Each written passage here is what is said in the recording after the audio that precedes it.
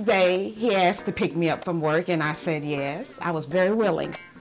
And so, and so this went on for a week, and he continued to take me to Belle Isle, and he continued to open the Bible and preach to me. And I thought he was just playing me, to, and I said, well, okay, I'm going to go along with it. And this went on for 3 weeks.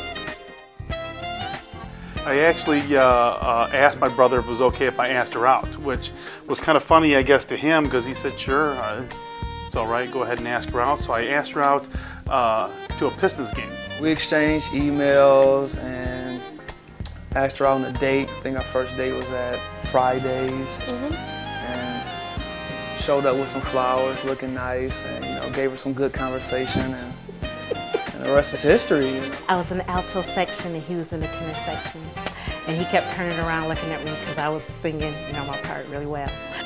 I met Annie in 1965 down at her aunt's house, and she told her cousin that she liked me, and so we, I said, well, okay. I walked outside, and she ran out the house out the back door after she had said she liked me, and jumped in her daddy's pickup truck in the back.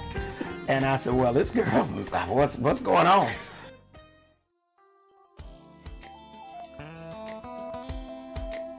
We get on each other's nerves sometimes when we're in the same spot, doing the same thing day after day. So we try to plan a time just for a week, just to go out, have fun.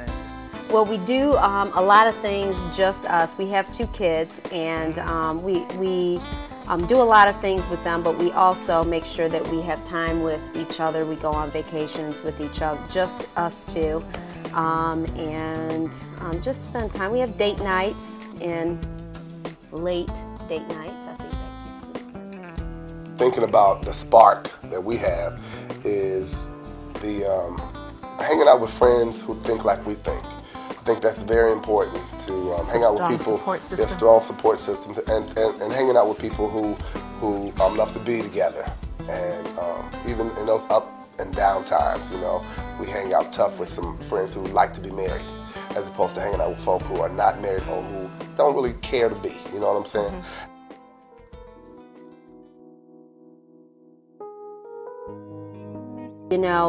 Don't give up. You never give up on marriage. And I feel like when you keep God your priority, you keep God at the top, you keep seeking God, that He will help you in that marriage, help you to soften your heart.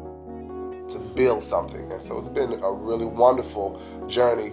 Difficult sometimes, and very enjoyable and fun at the moment. So we call it the dance. That's right. Sometimes we're doing the waltz, sometimes we're tangoing. That's right. Sometimes we're doing the bump. That's right. And lately the hustle. That's right. Hustling, trying to build and make it happen, but it's all a part of the dance.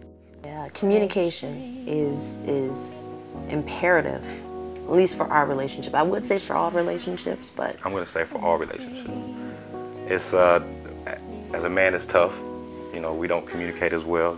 We don't necessarily communicate our feelings at all.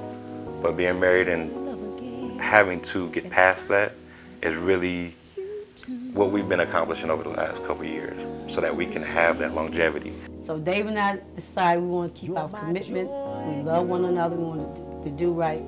And so we got on our knees and we prayed and asked God to come to our marriage. And after that, everything else was all right. We had still have ups and downs, but that was the glue.